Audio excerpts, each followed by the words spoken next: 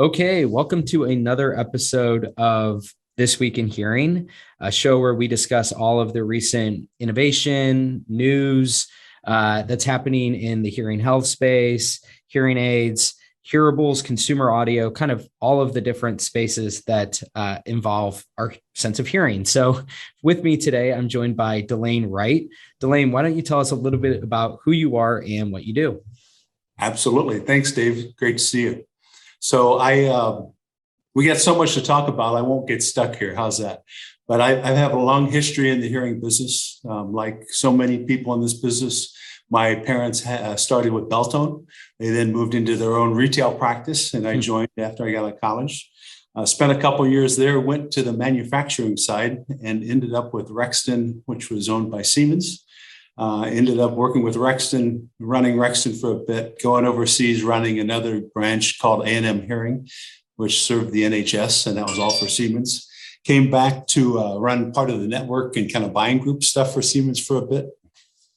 From there, I spent a short time helping a kind of the first remote care company called America Hears, running that for a bit in Philadelphia. Was way early, so didn't stay there too long. Ended up helping Panasonic launch into their business. Cool. They have eyes for kind of PSAPs and some of the value stuff we're seeing now, but it was, again, 10 years early.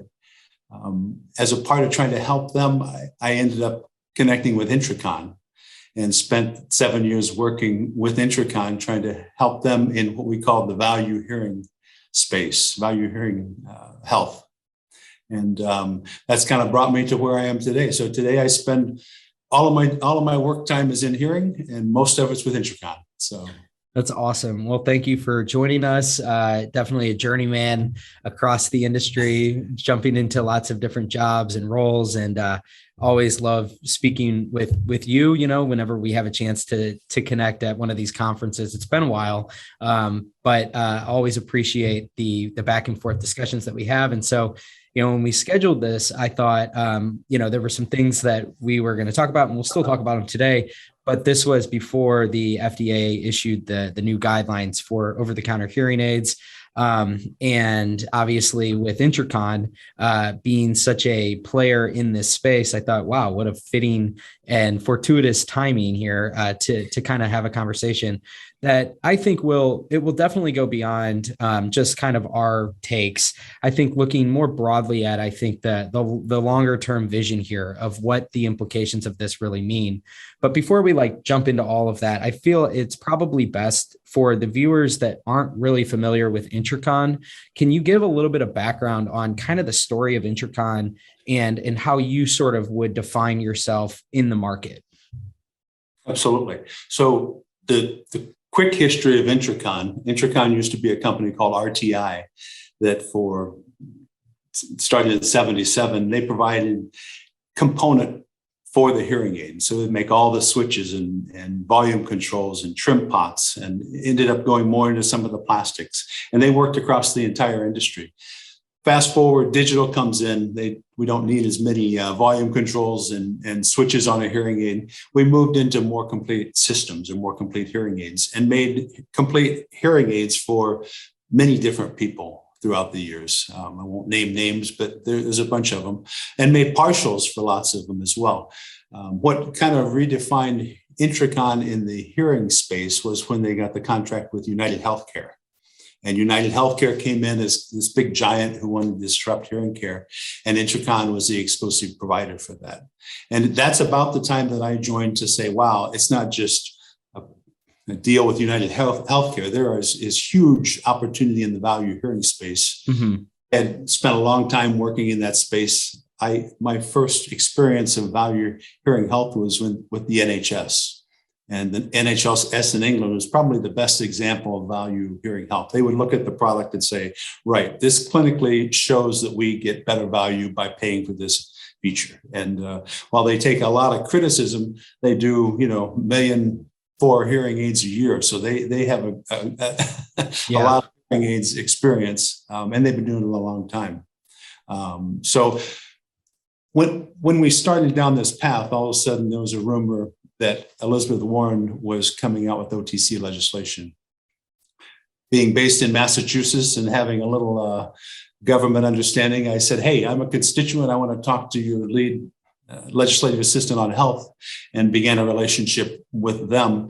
They quickly accepted the fact that Intricon knew a little bit about the space and began asking for our input. And so we developed a close relationship. And while the whole industry was trying to understand how does OTC fit in, we were probably a little ahead with a single voice on the other side, at least from a manufacturing perspective. So, yeah, no, thank you. That's really helpful, I think. And to your point there, Intricon being sort of the supplier turned white labeler.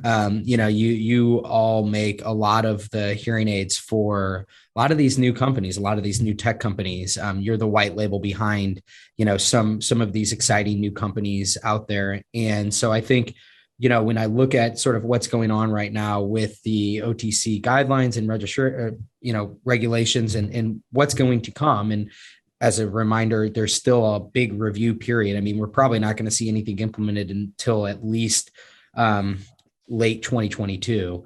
And so I think that, where we're at now, I think is everybody's trying to kind of just wrap their heads around, well, what will this space look like? And so I'm curious to kind of get your thoughts here on what your takeaways were as somebody that's been involved in a proponent for OTC really from the start. When you saw those drafted guidelines issued, what were some of the high level takeaways that you have? And then I think we can start to get into maybe some of the implications. I'll say that I think a lot of they looked at this, in my opinion, the FDA looked at this from the patient's perspective and how are we going to really help people? And, until we get deeper penetration rates, until we give people different ways of getting access to hearing care, which now we know affects so many other aspects. And that's come out so clear from a cognitive standpoint. It's all over the place. And the FDA clearly their goal, and I think they weighed all the different opinions and all the different risks, but they said, this is in the best interest of people. And, right. And so they kind of held true to that. I think it was clear to me that at least stood out the most. And there's a lot in there. And it was the fact that, they did put enough, I don't know if we call them restrictions, but barriers of entry. Barriers. They're going to maintain a high quality product. Right. Whether it's to do with, distortion and noise limits, or latency limits, or the frequency response has to be, certain bandwidth, or, the way it's smooth, and, you can't have a bad response. And I think that's probably going to keep some of the people that had big eyes thinking, "Ooh, wow, great opportunity to go." Right. I don't see it happening that way. And I think that's in the best interest of certainly the manufacturers that have pushed technology over the last, 30 years, as well as people who make a high quality product. Of course, some of these big consumer electronic companies will figure out how to do it, but it will take some time, I think. So. Yeah, that's a good point. I mean, I'm looking at it too and thinking, okay, so you have, there's the 120 decibel output as something that I would imagine is going to be challenged by the industry, or a lot of the different professionals that might cite that creeps up toward the severe end of the spectrum. So I definitely think there are a few things that stand out. I read Carl Schramm's summary in the hearing review. I haven't had a chance to read through all 114 pages myself. Probably never will. But, you and me both. Yeah, but I'll let Carl do the heavy lifting there. So I want to make sure to cite him, because if you haven't had a chance to read his takeaway, he did go through it. And I think, there were a few things he called out, but I think broadly speaking, they did kind of follow a lot of the recommendations, a lot of the consensus. And here's the fact of the matter is it's inevitable now, it's coming. And so I think, what's been interesting is I feel as if, and maybe you can speak to this too, as somebody that was pro OTC from the start, I'm sure there was a lot of animosity and hostility toward you, but I feel like there's been just sort of a gradual shift in the overall mentality within the professionals and even in the industry of just, kind of understanding that it is what it is. And I think what's exciting is I think a lot of people are now realizing there's actually a lot of positive that can come from this. And to your point, it's all about the patient. I think that there needs to be some safeguards in place so that, that there isn't bad actors out there that are just completely manipulating the system and abusing the loopholes or whatever that might be. I think this actually clears a lot of that up. But I do think that what we're going to see is just so many more people that are, I think, going to be more willing to engage in this whole idea of treating their hearing loss with all kinds of new solutions. I think that's what's most exciting, is that it's not necessarily going to just be hearing aids. I think the consumer tech side is really catching up in a significant way. And what we'll see, I think, and what we're already seeing in the market are a lot of these consumer devices that are very much oriented around being consumer devices first, but they have these secondary use cases that are becoming more popular, like AirPods Pro Conversation Boost, for one example. You're going to see, I think, a lot more of that start to enter into the market, to where it really is catering toward this OTC demographic. Yeah, no, I agree. And I think that will definitely happen. I think there's a whole different aspect to that, David, that we can talk about. I think the real winner in OTC will be the people who are able to deal with the psychology of the hearing impaired and get into the new ways to serve those people.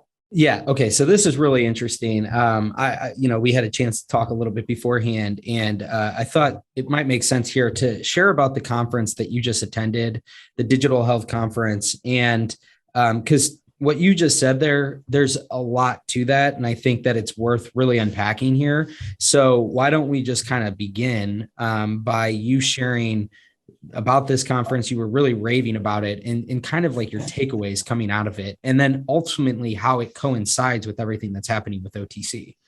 Yeah, sure. I for a while now, I've believed that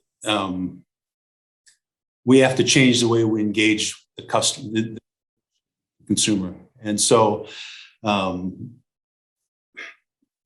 it led me to start thinking about different ways and looking at AI and machine learning and all these different things. I go to this, and so I went to this conference, and it happened to be in Boston, but it was probably the best conference I've ever been to from a gaming standpoint. They were, I was telling you earlier, the tagline for this conference was, "Dear future, we're coming for you." And that really embraces digital health. And, the one thing that I took away from that was we have to figure out how to embrace that digital side of our business, how it interacts with the patient.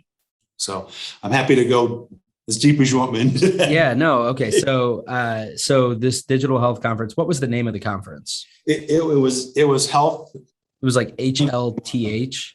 Yeah. HLTH. Yeah. 2021. And so if I understand it, I mean, it's a big digital health conference. Obviously, that's a big theme. So walk us through some of the things, some of the companies that were there, and just some of the different ideas that are percolating in your head following it. Yeah. So what amazed me when I showed up was this was all people who were engaging different healthcare areas. So you had people showing how they were interacting with CPAP machine, diabetes, the mental health thing was all over the place. You had companies like, Headspace and Calm and Real, all people who are really dealing in a whole new way with the consumer, the patient. What I took away from that was, we as an industry have led in the product, but we've lagged in our way of embracing new technology. And going back to and when I say new technology, I'm talking about how do we deal with that patient. And I mean, I think I'm happy to go into my own personal thing that got me there now, if you like.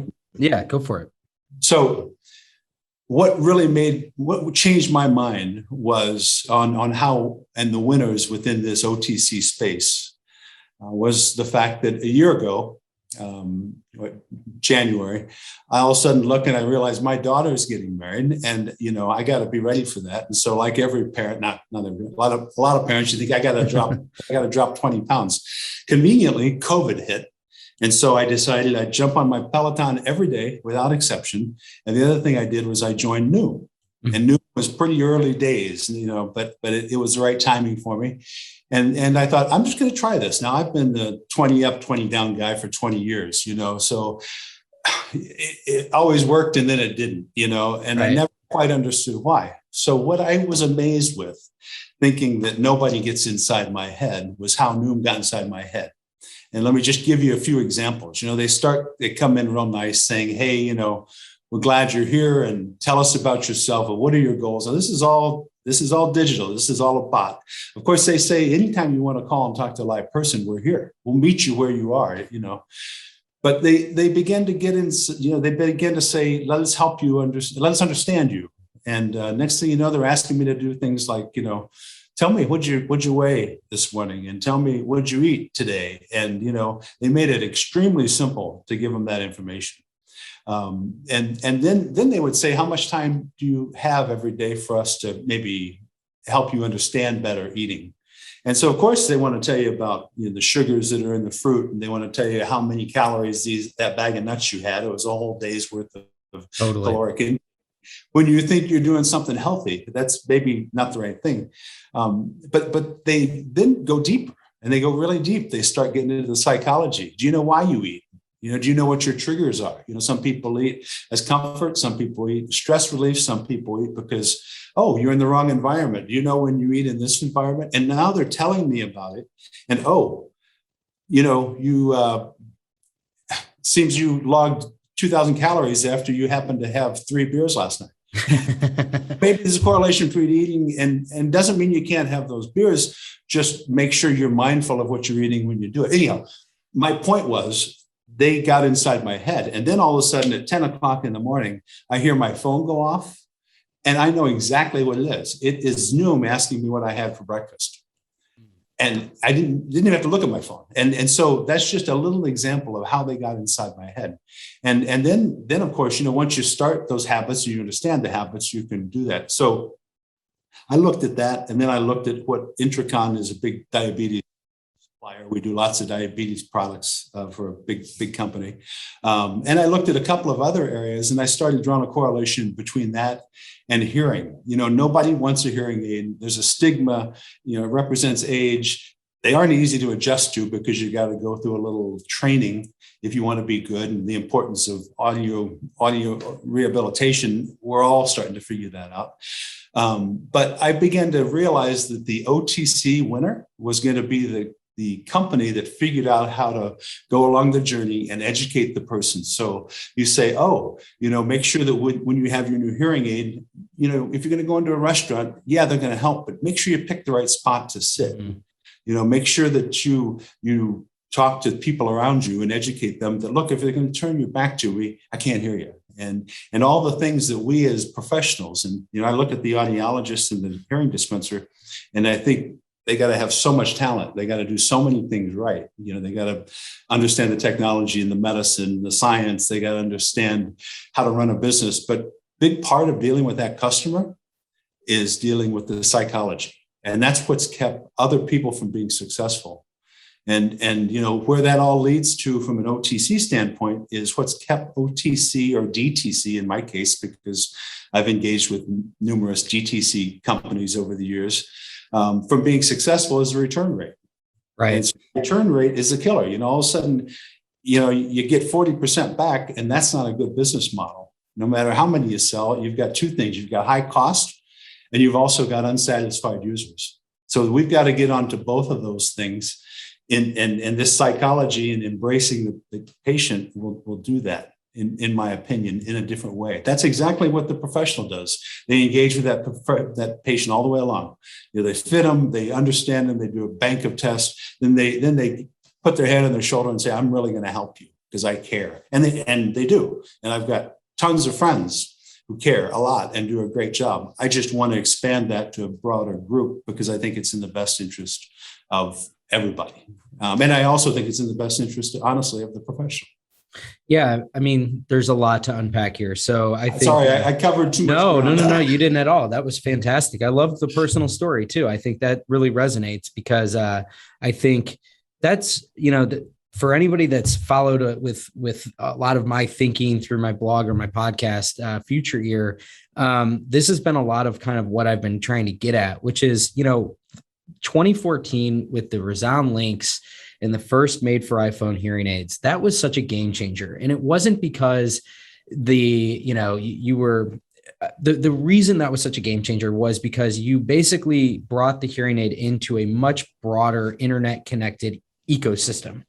And so the first wave was the programmable apps that they had. So you had all the hearing aid manufacturers sort of simultaneously from, I would say, like the last 7 years, have been iterating to the point to where they're making sure that their devices are as compatible with as many different Bluetooth protocols and different handsets, different smartphones on the hardware side. And then on the software side, making it so that they have these apps that are more and more robust, more capable. And the next phase of it is going to be about integrating broader ecosystem type things. And I think the example that you made there, and I think for anybody that's listening that really, a lot of the information that you consume about, what's kind of going on in the world, if it's limited to just this industry, I would really suggest looking at some of these companies that he's talking about, Noom, Headspace, Calm, just to name a couple, where, what they're really looking at is how do we basically get a lifestyle change? How do we start to really create it's a twofold thing. One is we're going to log a longitudinal data set. So you're going to have your own personalized data that is logging some element of your life. So it could be your mental health. It could be your diet. It could be the exercise that you do. It could be some of the different biometrics, like your heart rate, right? So, historically, in order to kind of get a good understanding of what your blood pressure, for example, looked like, you would go to the doctor and you do the blood pressure, with the cuff and all that, and you get like 2 readings a year. Now we have devices like an Apple Watch that are being able to have the ability to capture that on the minute every hour of, your life, more or less. So you create this very, very robust longitudinal data set. So this is what's happening, like broadly speaking right now with wearables, is that they're turning into and these apps, they're all kind of turning into data capture devices of your own, basically your own psychology or your anatomy, like whatever it might be. And what's going to come next is going to be layering on proactive insight into that. So it's just like you said with Noom, where you get deeper and deeper into the nudges, where they start to kind of understand, okay, you're consistently eating late in the night. That's not necessarily good to do before you go to bed. Maybe we should trigger it so that you start eating earlier in the day. Okay, so how does this apply to our world? Well, it applies in our world because the ear is the portal into the brain. The ear is basically the hub that is going to make so much of this run, much in the same way that the wrist is for a lot of the biometric monitoring. A lot of the psychology, a lot of the emotional data is probably going to be captured, whether it be in your AirPods or in something like a hearing aid. And so I think that what's fascinating is to start to think about these devices as a much broader focal point into an ecosystem that is laden with all kinds of interesting applications. And you think about the patient demographics. So you have things like, being able to monitor the acoustic data and see, are you going into any challenging acoustical situations? Kind of looking at it more in the lens of maybe cognitive health and looking at, we know these to be detrimental things. You're not engaging with anybody, so it's a lot of that kind of stuff where, to your point, I'm not really sure that like the winner of the OTC market necessarily is going to be like the lowest cost device. It's not going to just be another hearing aid that is $400 instead of $500. What it's likely going to be are going to be these ecosystem plays, and the device becomes then kind of table stakes. Yes, of course, you'll have premium offerings, especially when it comes to a use case like hearing loss, where you have levels of severity that warrant more hardware processing and so on. But a lot of this kind of, I think, will ultimately boil down to what does this do for me in my life, like my overall lifestyle? And I think there's so much potential here when we think about a population that is already sort of outfitting themselves with in-the-ear devices. You see it with AirPods. And this is going to continue where you're just going to have this norm that people wear these things for extended periods of time. And you start to layer on lots of interesting new use cases and applications through various integrations. It's just, to me, we're at a really beginning part of an entirely new paradigm within this space, which is it's not really about just hearing loss. Hearing loss is one facet. It might be the most important facet for some, but it's just one part of it. It's now a much broader set of use cases that can be tailored and geared toward with these devices. I think you touched on it. There's so many directions we can go as far as, asking the patient, hey, we can tell you didn't put your hearing aids on yesterday, and then what I think is the most important is the education, making people understand why they have to wear these hearing aids. That's what the audiologist or the dispenser does, is they say, look, you're not going to adjust to these. You've been without this sound. And we all know the process they go through. But we've got to figure out how to do that in a efficient way, where everybody gets the whole story as much as they need. And we engage them until they give up and they say, yes, you're right. I do better with my hearing aids. So back to one more point, I really believe that in the end, we've all been frustrated with the delay of OTC. It's kind of like, how in the world can you pass a law and then it doesn't even happen for an additional 2 years? Yeah. But I think in the end, what has happened is the people who are our customers, the senior, have in the last 2 years all of a sudden come to terms with what we're doing now. They all got grandkids they Zoom with. They Great all point. What a QR code is. They all are realizing these things they all see their doctor over Zoom. So why wouldn't they see their audiologist, even if it's a bot over Zoom, So I think it's really going to end up in our favor, and the switch or the swing to acceptance of OTC is going to be dramatic. I think our biggest problem is going to be figuring out how to manufacture them fast enough. Yeah. Well, so there's a whole different subject. Yeah, exactly. There's a couple interesting things that you said there, though, because I think that if I were watching this and I'm a professional, I might be thinking, well, what am I going to be out of a job? And I think that first and foremost, you got to understand, like, the answer is no, absolutely not. I actually think that this grows the demand for your services more than anything, because at the end of the day, you're going to have a portion of people that will be very much do-it-yourself, self-fit. That portion exists in everything. So you have to assume that it's going to take place in this industry as well. And so some of the OTC clientele, if you will fall in that bucket. But I think that going off of like this whole idea of it being a broader ecosystem, a lot of this is going to be, the device might really be doing a good job of gathering that and helping to kind of nudge along lifestyle changes. But I think where the professional can really stand to gain with this is they can kind of see then, I envision in the future, I've had this conversation with Kat Penno, who's with Nuhera now, of like these basically health coaches, where you basically, you're taking a look at a year's worth of data or 6 months worth of data since the last time that you've had a chance to talk with this patient. And you look at a lot of what's happening with data sharing right now, the HIPAA compliance fears are starting to get broken down, because a lot of companies like Apple are doing a really good job with being the mediator of this information. So you could totally see how you log this information in your device, it gets stored in Apple Health, and then it can be shared across to your medical professional.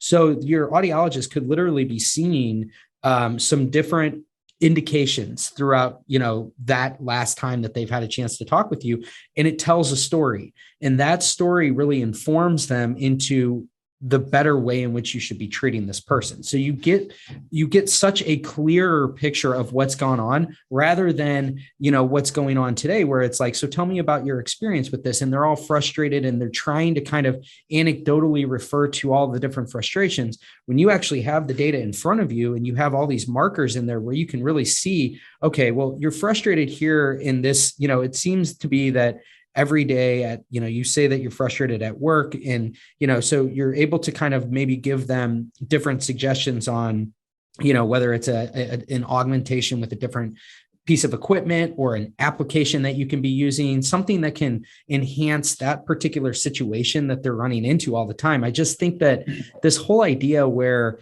you as the professional would be more equipped with data and information into what's actually going on with your patient opens a myriad of new doors. And I just think that, to your point, a lot of this could be facilitated by a bot. It can be done through just the AI that's going to be living within the applications and in the hardware itself.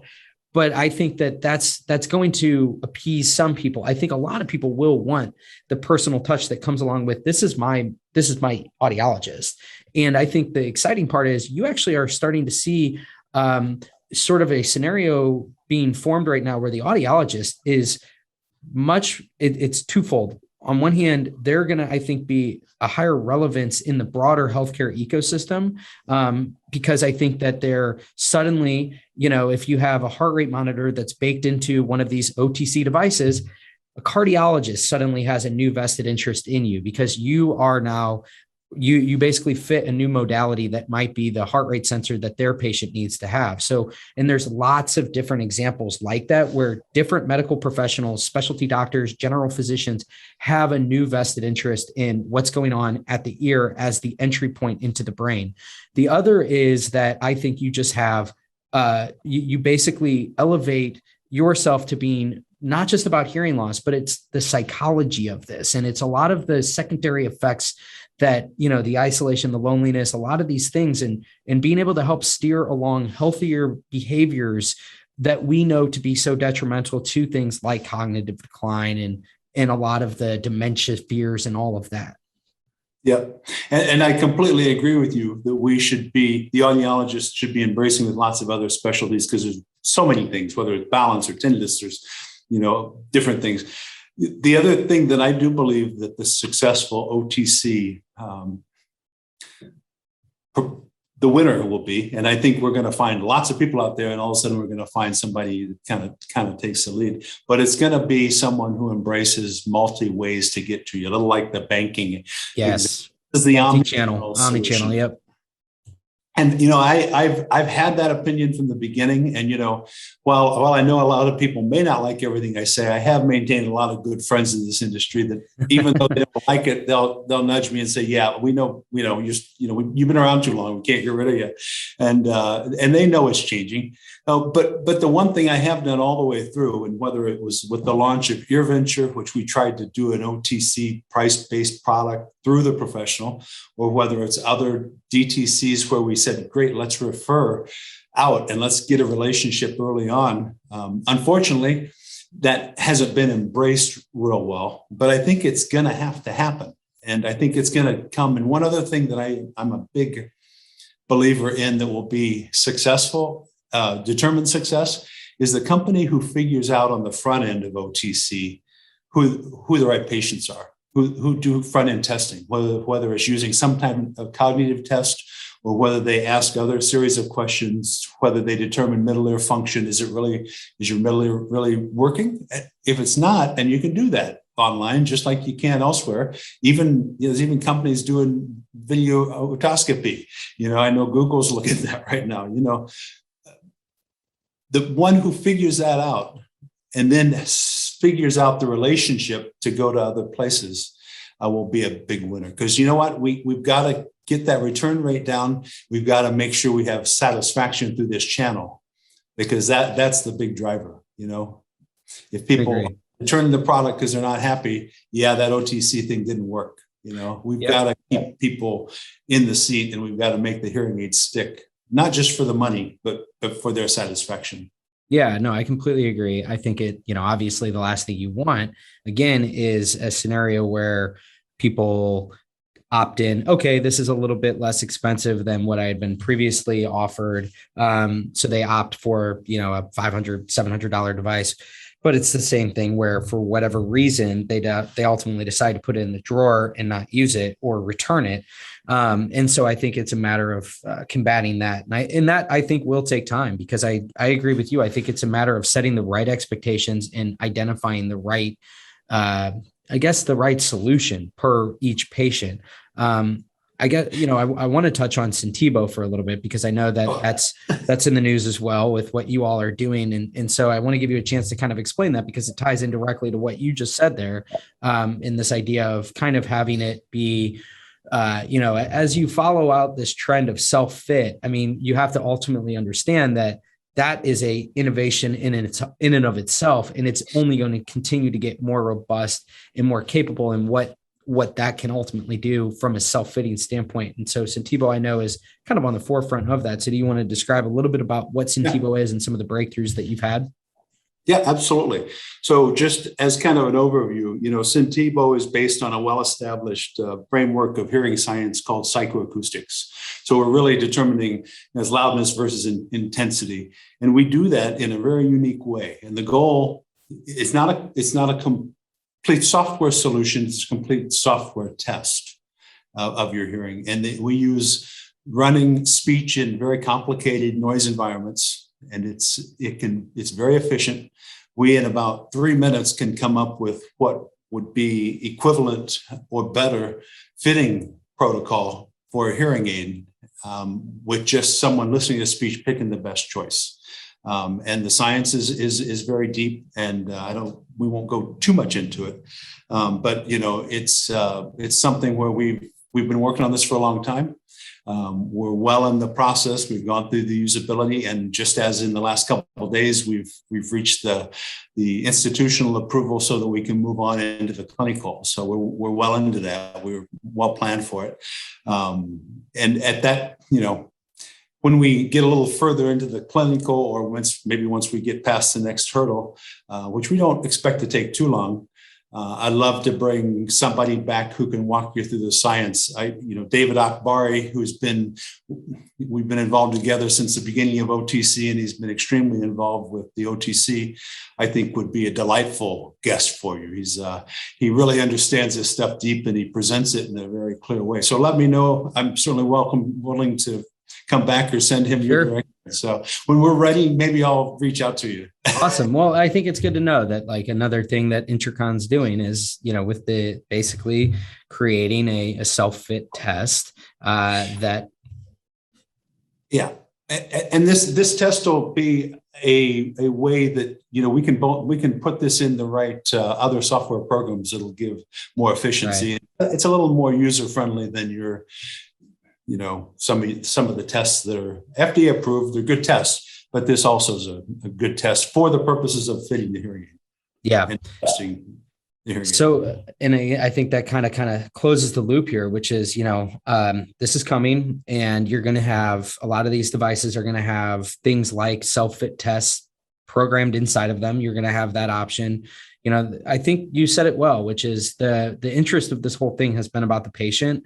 And I think that there is, maybe my personal opinion is that the fears that this is somehow going to replace the professional or somehow make the current offering irrelevant is the furthest thing from the truth. I think it actually stands to really strengthen all of this. I think that it's just that we have to understand how paltry the adoption of hearing solutions has been historically, when we know this to be something that is so pervasive globally. It's a problem literally in every single part of the world. And it's, we live in a time now where our population's continuing to get older, live longer in life. And so it's just something that I think we have to tackle in dramatically new ways. And I think this is the start of it. I mean, I think that the regulatory piece is important. However, I kind of personally think that the technology will probably just work itself out in such a way. And I think it's good actually that the FDA is actually now sort of setting the rules and saying, look, this is the game. The game has changed. There's now all kinds of new opportunity for new players to get involved. I agree with you. I think that the software space might honestly be a lot more interesting in time, because I think the hardware is going to kind of become table stakes. Absolutely. At least for this portion of the market, which is this mild to moderate portion.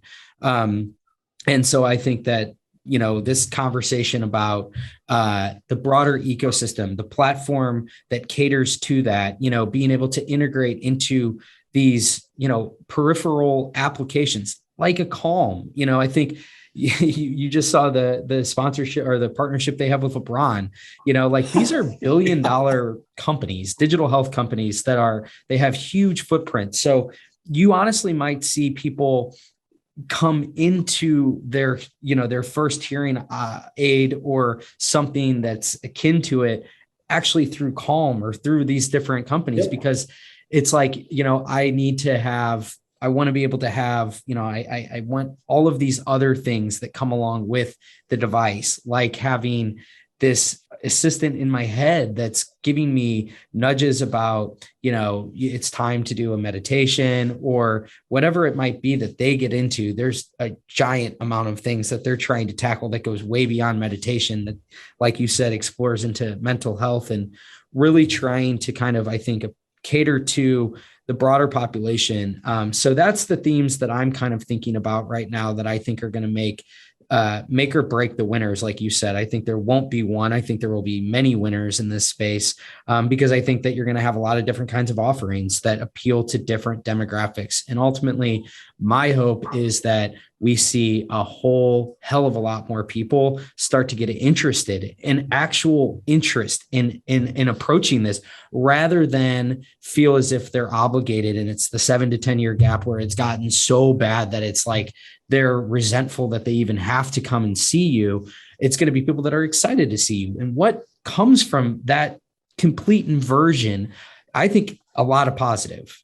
Absolutely. Absolutely. And just to pick up on a couple of the things you said, for all the criticism that the FDA has taken in so many ways, and they continue to take, I actually believe they've gotten this one right. And so I'm really, really pleased with what they came out with. The other thing, I have had a bit of a global experience because I've had an opportunity to sell hearing aids all around the world, and I'm hearing sold in about 40 different countries under value hearing product. But one thing that's clear to me, just based on interactions I've had from people around the world, is everybody's watching what's happening right now with the OTC legislation in the States. Mm-hmm. They don't deal with the same regulation.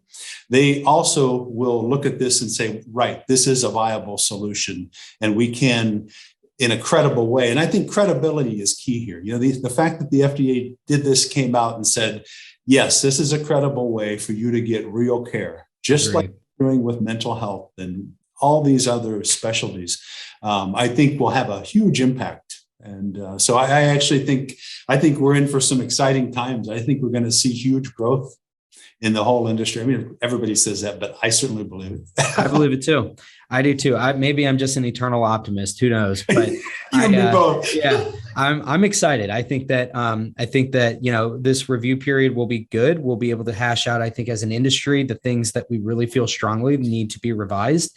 But by and large, I think that what we're going to see is an expansion in the market. I feel very strongly about that, and I think that we are, not too far away from it really starting to come into fruition. And I just continue to believe that the secondary effects of an expanding market present a lot of really interesting things that I think will be advantageous to just about every entity in this industry, so long as they're willing to seize them. I think if you just adhere to the status quo and just kind of head in the sand, like this is how I've always done business, I wish the best for you. I really hope that you're able to make that succeed. Yeah. But I think the people that really do embrace this and find a way to make this a part of their more holistic offering, I think will do so well into the future. So that's all I got. Any closing thoughts?